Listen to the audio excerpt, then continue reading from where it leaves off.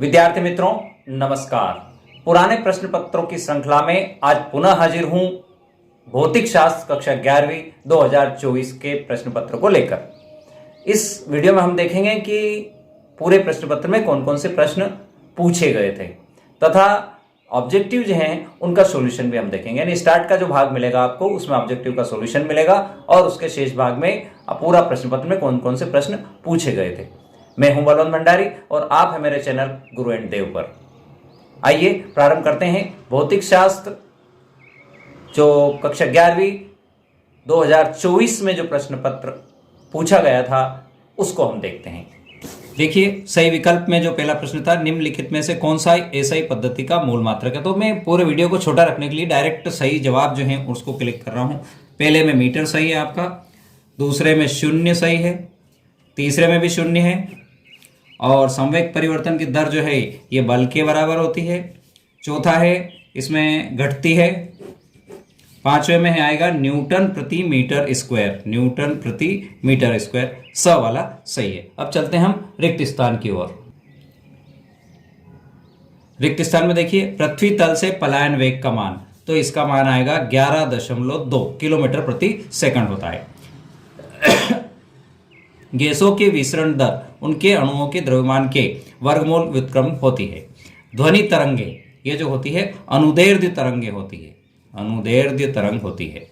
2 second आवर्तकाल वाले सरल लोलक की जो लंबाई होती है इसको हम 1 मीटर या कैलकुलेशन करेंगे तो ये आएगा 0.99 सेंटीमीटर के बराबर।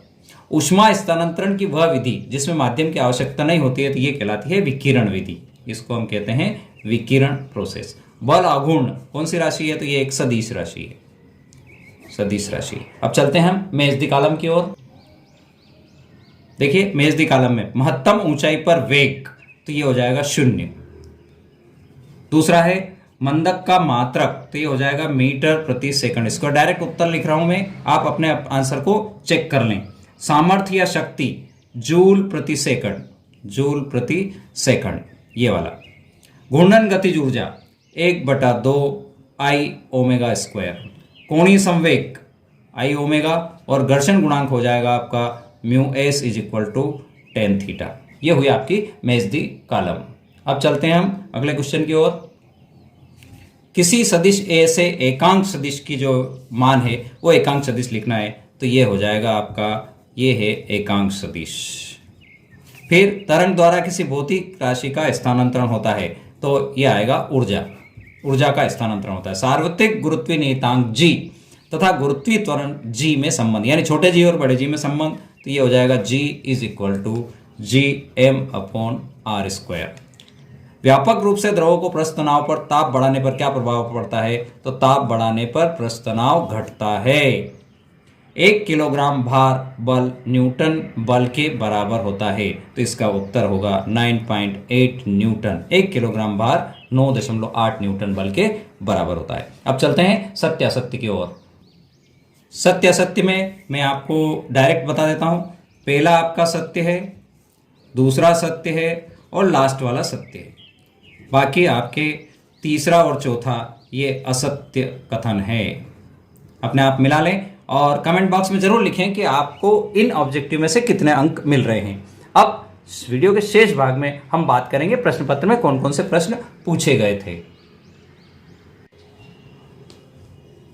प्रश्न क्रमांक 6, पॉइसन अनुपात क्या है, इसकी सैद्धांतिक सीमाएं लिखिए। अथवा में पूछा गया था दृढ़ता गुणांक को परिभाषित कीजिए और एसआई मात्रक लिखना था। 7वां प्रश्न है सरल आवर्त गति है तो आवर्तकाल एवं आवृत्ति को परिभाषित कीजिए। सरल आवर्त गति में गतिज ऊर्जा ऋणात्मक हो सकती है क्या, उत्तर स्पष्ट करो। प्रश्न क्रमांक 8 में पूछा था अनुप्रस्थ एवं अनुदैर्ध्य तरंग में कोई 2 अंतर लिखिए। अथवा में था प्रगामी एवं अप्रगामी तरंग में कोई 2 अंतर लिखो। प्रश्न क्रमांक 9 में ऊर्जा समविभाजन का नियम लिखो। अथवा में था एक परमाणु गैस के अणु में कितनी स्वतंत्रता की कोटि होती है। एक परमाणु गैस के 1 मोल की कुल आंतरिक ऊर्जा हेतु सूत्र लिखना है। यदि कोई वस्तु मूल बिंदु से गति प्रारंभ करती है एवं त्वरण उसका 0 हो तो ऐसी गति को स्थितिक समय x t ग्राफ से दर्शाना है। अथवा में था स्थिर त्वरण के साथ गतिमान वस्तु का वेग समय vt ग्राफ बनाइए जबकि वस्तु ऋणात्मक त्वरण के साथ गति कर रही है। प्रश्न क्रमांक 11, निम्नलिखित नियमित आकार के पिंडों के लिए जड़त्वाघूर्ण के सूत्र लिखना है। आर त्रिज्या के पतले वृत्ताकार वलय के लंबवत केंद्र से गुजरते अक्ष के परितः आपको सूत्र लिखना है। दूसरा भाग था इसका, आर त्रिज्या के ठोस बेलन के अक्ष के परितः जड़त्वाघूर्ण का सूत्र लिखना है। अथवा में पूछा है किसी पिंड के द्रव्यमान केंद्र को परिभाषित करते हुए उसके स्थिति सदिश का समीकरण लिखना है। प्रश्न क्रमांक 12 कार्य ऊर्जा प्रमेय लिखना है, वर्क एनर्जी थ्योरम। अथवा में पूछा था ऊर्जा रूपांतरण के कोई 2 उदाहरण देना है, एक ऊर्जा दूसरी ऊर्जा में किस तरह से किस उदाहरण द्वारा आप समझा पाएंगे। प्रश्न नंबर जो अब 3 अंकों के हैं वो है विमी विधि से t बराबर 2π√L/g की शुद्धता की जांच करना है, और अथवा में था F बराबर mv²/r की शुद्धता की जांच करना है। प्रश्न क्रमांक 14 देखते हैं। सवाल है 15 मीटर प्रति सेकंड की आरंभिक चाल से गतिशील 20 किलोग्राम द्रव्यमान के किसी पिंड पर 50 न्यूटन का स्थायी मंदन बल आरोपित किया गया है, तो पिंड के रुकने में कितना समय लगेगा। अथवा में भी सवाल है 100 किलोग्राम सहती के किसी तोप द्वारा 0.020 किलोग्राम का गोला दागा जाता है, यदि गोले की नालमुखी चाल 80 मीटर प्रति सेकंड है तो तोप की प्रतिक्षेप चाल क्या होगी। सरल लोलक के नियम 15वां प्रश्न। अथवा में सरल आवर्त गति की विशेषताएं लिखिए। समतापी प्रकरण को परिभाषित करते हुए समतापी प्रसार में गैस द्वारा किए गए कार्य का व्यंजक आपको निकालना है। अथवा में पूछा था समतापी और रुदोष प्रक्रम में कोई 3 अंतर लिखिए। 17वां प्रश्न प्रक्षेप पर आधारित था। क्रिकेट का कोई खिलाड़ी किसी गेंद को 100 मीटर की अधिकतम दूरी तक फेंक सकता है, वह खिलाड़ी उसी गेंद के जमीन से ऊपर कितनी ऊंचाई तक फेंक सकता है।